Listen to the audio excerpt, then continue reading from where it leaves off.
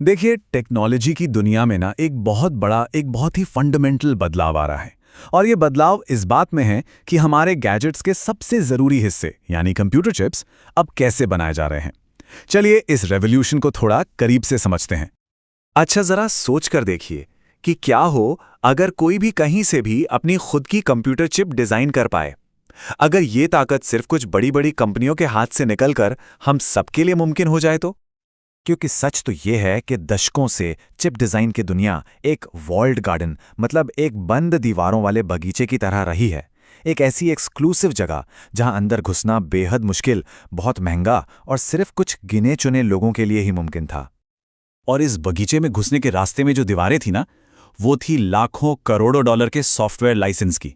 और फिर चिप बनाने का जो प्रोसेस है, जिसे फैब्रिकेशन कहते हैं, वो इतना ज़्यादा महंगा था कि नए और छोटे इनोवेटर्स तो इसके बारे में सोच तक नहीं सकते थे। लेकिन अब एक ग्लोबल मूवमेंट, एक ग्लोबल रेवोल्यूशन इन दीवारों को तोड़ रहा है। ये एक ओपन सोर्स क्रांति है जो इस बंद दरवाजे को हमेशा के लिए खोल रही है और गेम के सारे रूल्स बदल रही है। तो इस क्रांति के सेंटर में क्या है? वो है ओपन सोर्स का आइडिया। तो चलिए सबसे पहले यही समझते हैं कि जब हार्डवेयर ओपन सोर्स होता है तो इसका असल में मतलब क्या है और ये उस बंद बगीचे की चाबी कैसे बन जाता है। तो पूरी कहानी समझने के लिए ना सबसे पहले एक बेसिक चीज समझनी पड़ेगी, सेमीकंडक्टर। ये सिलिकॉन जैसे खास मटेरियल होते हैं जो हमारे सारे मॉडर्न इलेक्ट्रॉनिक्स की नींव हैं, उनका फाउंडेशन है।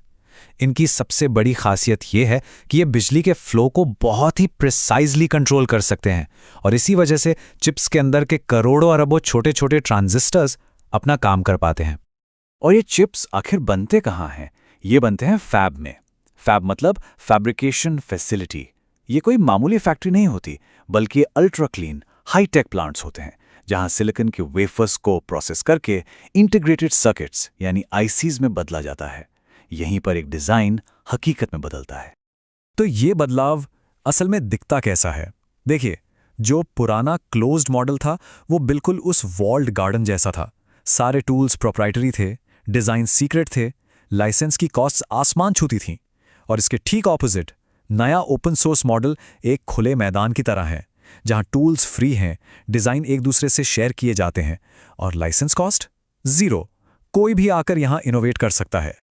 अब देखिए, इस पूरी क्रांति को समझने का सबसे बढ़िया तरीका है एक कहानी सुनना। ये कहानी है एक भारतीय एंटरप्रेन्योर और उनकी कंपनी मंक 9 टेक की, जो इस पूरे बदलाव का एक जीता जागता सबूत है। मंक 9 टेक के जो फाउंडर हैं मार्मिक भट्ट, उनका एक बहुत बड़ा और बहुत बोल्ड सपना था। उन्होंने कहा, मेरा विजन भारत को उसका अपना टीएसएमसी देना था। अब ये टीएसएमसी जो है वो दुनिया की सबसे बड़ी और सबसे एडवांस्ड चिप बनाने वाली कंपनी है। तो ये एक लाइन ही उनकी एम्बिशन और देश के लिए उनके पैशन को दिखाती है।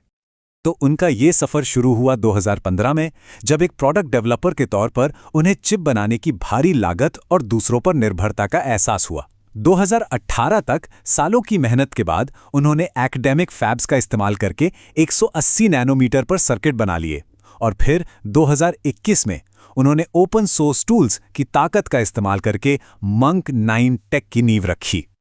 अच्छा, ये कंपनी का नाम मंक कहाँ से आया? ये भी बड़ा इंटरेस्टिंग है। ये स्वामी विवेकानंद के एक भाषण से इंस्पायर हुआ, जहां उन्होंने कहा था, मैं दुनिया के सबसे पुराने भिक्षुओं के वर्ग से आता हूं। बस यही शब्द मार्मिक के दिमाग में रह गया और उनकी कंपनी की पहचान बन गया। तो सवाल यह है कि ये सपना हकीकत में बदला कैसे? इसका जवाब है ई-फैबलेस जैसे ओपन सोर्स प्लेटफॉर्म्स।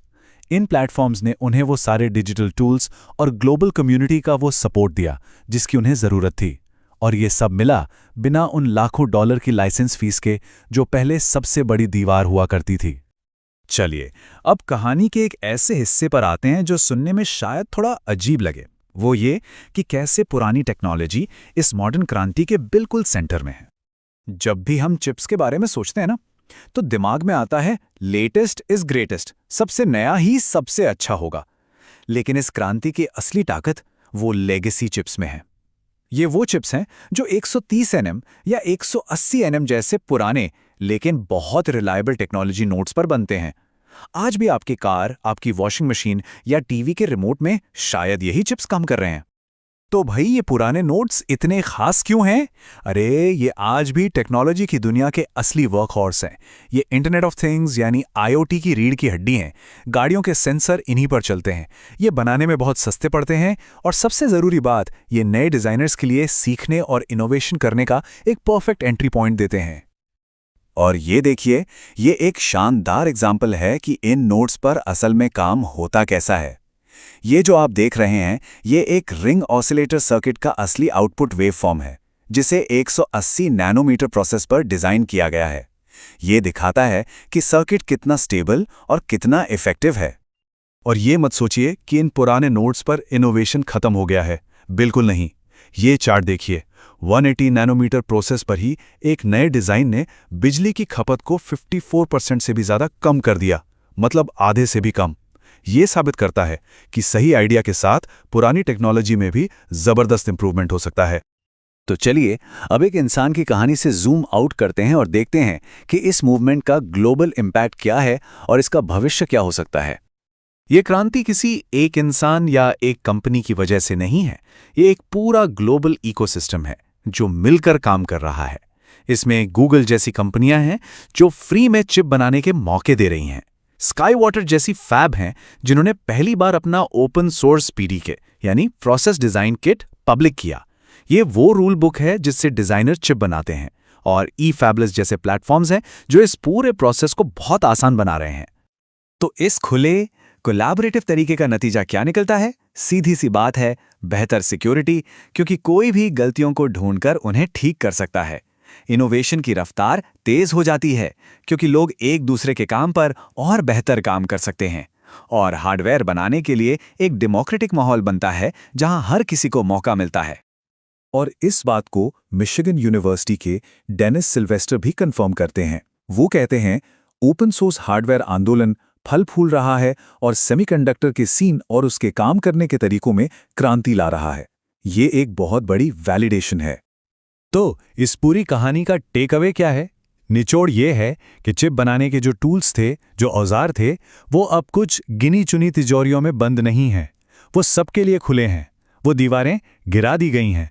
तो अब सवाल ये नहीं है कि अगला बड़ा इनोवेशन कौन करेगा, बल्कि सवाल ये है कि हम सब मिलकर अगला क्या बनाएंगे।